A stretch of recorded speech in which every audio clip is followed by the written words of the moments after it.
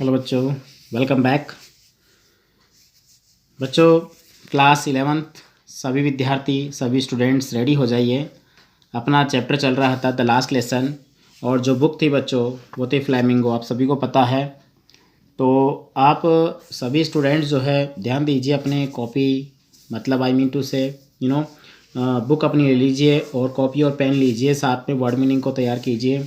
Chapter हमारा आ जाए, इसका नाम है द लास्ट लेसन, जिसको हम आगे पढ़ते हैं। ठीक है बच्चों, ध्यान दीजिए।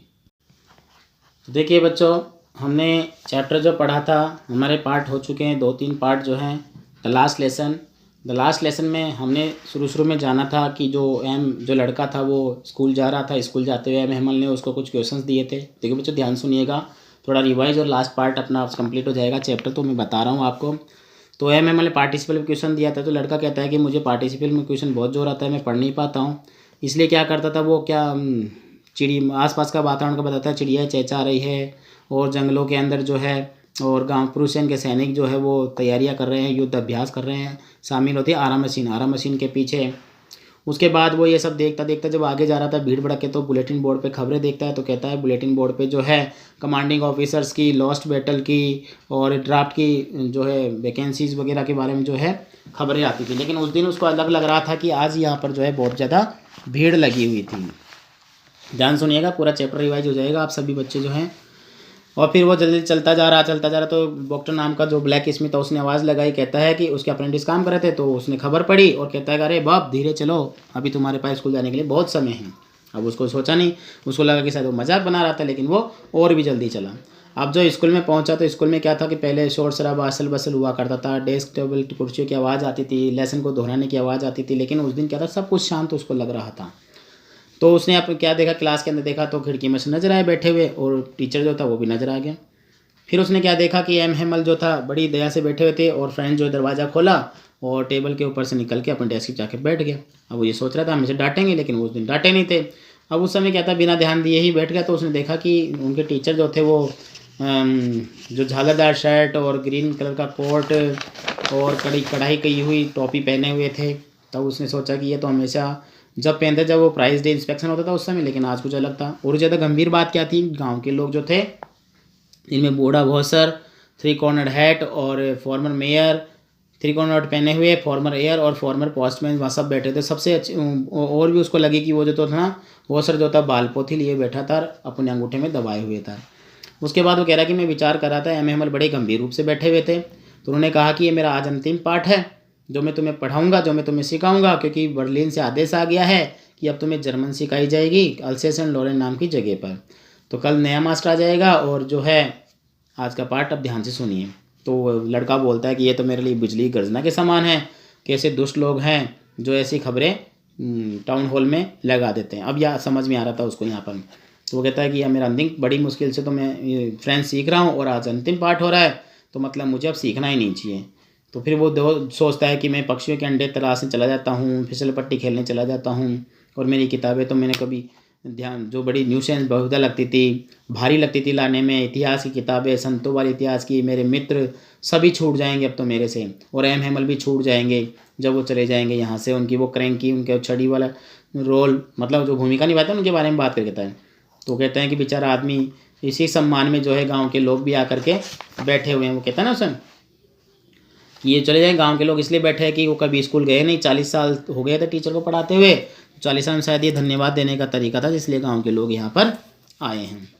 फिर उसके बाद वो कहता है, उसको बात बता रहा है कि वो सब उनके बारे में सोच रहा, तभी उसका नाम पुकारा गया। किसका? फ्रेंच का।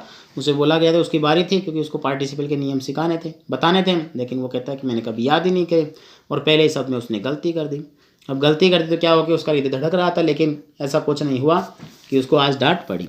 एम एमल जो कहते हैं कि मैं तुम्हें नहीं डांटूंगा फ्रेंड, तुम इतने बुरे नहीं हो। उसको बताया उसने कि सब कुछ जो ऐसा होता है कि हमारे पास, हम ये सोच लेते हैं हमारे पास काफ़ी समय है, कल याद कर लेंगे, और हम ये समय जो है निकाल देते हैं। और इसी के साथ साथ अल्सेस जो जगह है उसके बाद पूरे लोग यहाँ कर ऐसे ही है, आज का काम कल पे ढाल देते हैं। ये बात उसने बताई। तो वो कहता है कि ये संसार की, ये मतलब ये भाषा जो है, हम अपनी भाषा को ना ही तो पढ़ सकते हैं ढंग से, ना ही बोल सकते हैं, जबकि हमें इसको क्या करना है, हम सब इसके दोषी हैं। तब कहता है कि माता पिता के लिए, इसे कहता है कि बच्चों के लिए चाहते हैं कि वो कमा करके लाए, पढ़ने के बजाय उसको काम करने भेज देते हैं। खुद के लिए बोलता है कि मैं भी तुम्हें क्या करता हूँ, कभी फूलों में पानी डालने के लिए भेजता हूँ, कभी फिशिंग करने के लिए तुम्हारे को जो है छुट्टी दे देता हूँ, और भी बहुत सारे कारण बताता है। इसी के साथ साथ जो है वो कहता है कि ये फ्रेंच भाषा जो है संसार की सबसे प्यारी भाषा है, सबसे अच्छी भाषा है। समझ में आ रहा है ना बच्चों? देखो रिवाइज करवा रहा हूँ और साथ में चैप्टर अपना आज कंप्लीट हो जाएगा। सारे बच्चे जो है ध्यान से समझिए, थोड़ा स्पीड में इसलिए बोल रहा हूँ क्योंकि मैं हिंदी बता रहा हूँ आपको इसकी, फिर अब यहाँ से स्टार्ट हो जाएगी, देखिए यहाँ से, ठीक है ना। तो उसने बता दी कि हमें इसकी सुरक्षा करनी चाहिए, अगर हम इसके दास हो गए तो ये हमें जो है बहुत अच्छी हमारी भाषा हो जाएगी, भाषा के दास बनने चाहिए। फिर उन्होंने ग्रामर का लेसन पढ़ाना शुरू कर दिया और पढ़ाना शुरू किया बड़े ध्यान से, जो है मैंने कभी सुना नहीं था तो मुझे आज बड़ा ईजी लग रहा था, आज मैं ध्यान सुन रहा हूँ शायद। तो ये बात सोचते हुए वो बातें करता है कि वो टीचर हमारे जो एक ही बार में जो है सब कुछ हमें सिखा देना चाहते थे। समझ गए होंगे सारे बच्चे? यहाँ तक बच्चों हमने जो है चैप्टर को कवर किया था, क्वेश्चंस के लिए मैंने आपको बोला था, तो आपने डेफिनेटली किया होगा। अब हम देखेंगे यहाँ पर जो है ग्रामर के बाद में जो है कौन सा लेसन आता है, उसको हम लोग अब देखते हैं। After the grammar we had a lesson in the writing. अब हमारा लेखनी का पार्ट आया, लेखनी का लेसन आया। दैट डे, उस दिन M Hamel had new copies for us, हमारे लिए नई कॉपियाँ लाए थे एम हेमल भी। Written in a beautiful round and French Alsace, जिसमें बड़े बड़े गोल गोल अक्षरों में लिखा हुआ था फ्रेंच अल्सेक, अल्सेक बोलते हैं अल्सास की बजाय अल्सेक, ठीक है ना। French Alsace. They looked like flag, बस जो फ्लैग झंडे होते हैं उनको लहराते हुए झंडों की तरह नजर आ रहे थे। एवरीवेयर इन द रूम, हर जगह कमरे में। Hang from the rod of the top of the our desk, हमारे डेस्क थे उन पे ऐसे लहरा रहे जैसे लकड़ी पे लगे हुए, छड़ी पे लगे हुए लटके हुए थे और लहराते हुए हमारे टेबल पे लिखे हुए नजर आते हैं फ्रेंच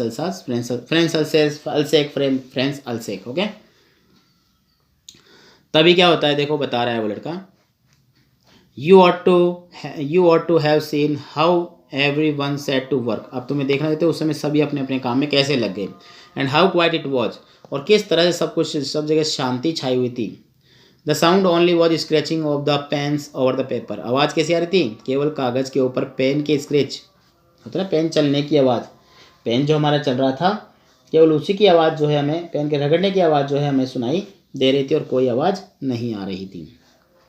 अब उसके बाद क्या होगा, वन सम बेटल्स फ्लू इन, जब कुछ फक्ता जो होता है ना, पतंगा कीड़े मकोड़े उड़ने वाले पेटल्स होते हैं, बीटल्स आए उड़ते हुए।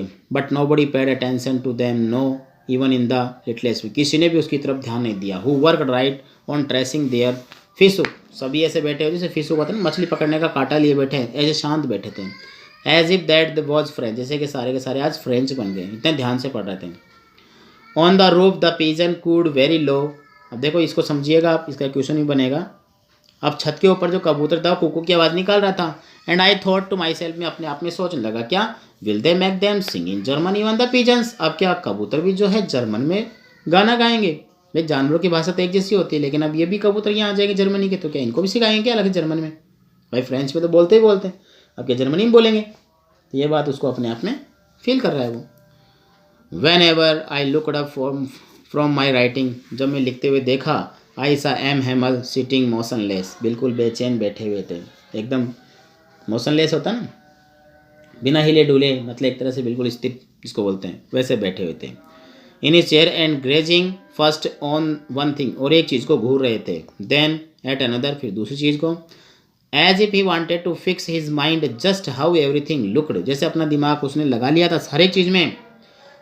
Looked in that little school room, उस कमरे की हर एक चीज़ को जो अपने दिमाग में वो बिठा रहे थे। फैंसी, बड़ा ही काल्पनिक था। For 40 years he had been there, 40 साल से वहाँ पर थे। इन द सेम प्लेस, एक ही स्थान पर। His garden outside the window, उनका गार्डन जो खिड़की के बाहर जो था। And his class in front of him, और उनकी क्लास जो बिल्कुल उनके सामने थी। यानी वो विचार कर रहे थे, कमरे की एक एक चीज़ को अपने माइंड में सेट कर रहे थे और उस बात पर विचार कर रहे थे। कौन? एम हेमल। ऐसा फ्रेंच ने देखा। अब क्या होता है, जस्ट लाइक देख, इसी तरह। Only the desk and benches had been worn smooth, क्या हो गई थी, टेबल कुर्सियाँ बिल्कुल चिकनी हो गई थी। द वैलनट ट्री, और जो अखरोट का पेड़ था, इन द गार्डन, बगीचे में, वर टॉलर, वही बड़ा हो गया था। उनका लगाया बगीचे की बात बता रहे, ये आप अंडरलाइन कीजिए, पूछेगा। And the hop wine well, और हॉप वाइन होती है एक बैल होती है, ठीक है ना। जो हॉप वाइन की बैल थी वो भी क्या हो गई थी, बड़ी लंबी जा चुकी थी। मतलब हम ओबन को बेल कह सकते हैं, लता कह सकते हैं, कि प्रकार की जो लता होती है वो भी लंबी जा चुकी थी। और क्या हुआ था, they planted himself twigged about the window, किसके सारे, ट्विंग लिपटी हुई, खिड़की से लिपटती हुई जो ऊपर गई थी, टू द रूफ तक, छत तक चली गई थी। How it must have broken his heart to leave it all, ये सब छोड़ते उनका हृदय टूट रहा था। पुअर मैन, बेचारा आदमी, to hear his sisters moving about in the room above, अब उनकी बहन जो थी ऊपर जो सामान पैकिंग कर रही थी, पैकिंग देयर ट्रंक्स, बक्सा पैक कर रही थी, जो बक्से थे ना उनको पैक कर रही थी, उनकी आवाज़ें उनको सुनाई देती है। अब क्या होता है देखो बच्चों, इसके अंदर जो उसने देखा कि सामान बांध लिया गया है, आवाज़ सुनाई देती है, और for they must leave the country next day, क्योंकि उनको अगले दिन देश को छोड़ना था, देश को ही छोड़ना था उनको, क्योंकि फ्रांसीसी थे, टीचर थे, तो फ्रांस में जाएंगे। But he had the courage to hear every lesson to the very last, किंतु उनमें साहस था, हिम्मत थी सभी से पाठ को एक एक बार सबसे सुनने का, सुन सकता था, मतलब इतना साहस था कि उनमें प्रत्येक पार्ट को जो अंत तक वह सुन सकते थे, टीचर की बात है। आफ्टर द राइटिंग, लिखने के बाद, we had a lesson in history, हमारा इतिहास का पाठ आया, इतिहास का लेसन आया। And then the baby chanted, और फिर बच्चे दोहराने लगे, देयर बा बे बी बो बू, ये काका की जैसे होते हैं ना वैसे है इंग्लिश में। Down there at the back of the room old Hauser, और वहीं पर पीछे की तरफ कमरे में जो बूढ़ा हॉसर था, had put on is spectacled, जो चश्मा पहने हुए था, एंड होल्डिंग द प्राइमरी, बाल पोथी लिए हुए थे इन बोथ हैंड, दोनों हाथों में, spelled the letter with them, उनके साथ वो भी दोहरा रहा था उन लेटर्स को, अक्षरों को।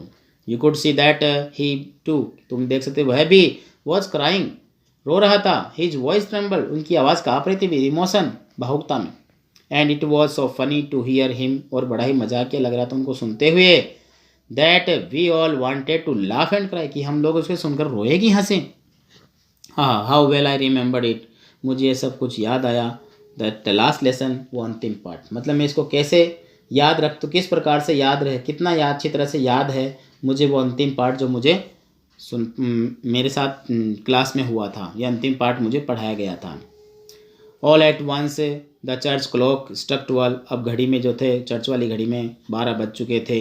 देन द, क्या होती है, एंगल्स होती है ना, जो एंजलस होती है, एंजलस उसको बोलते हैं, जो प्रार्थना होती है चर्च के अंदर, दोपहर की प्रार्थना कैसे बोल सकते हो, क्योंकि 12 हुए हैं तो 12 बजे प्रार्थना होती है, तो उस वहाँ पर जो है एंजलस हुई, प्रार्थना हुई।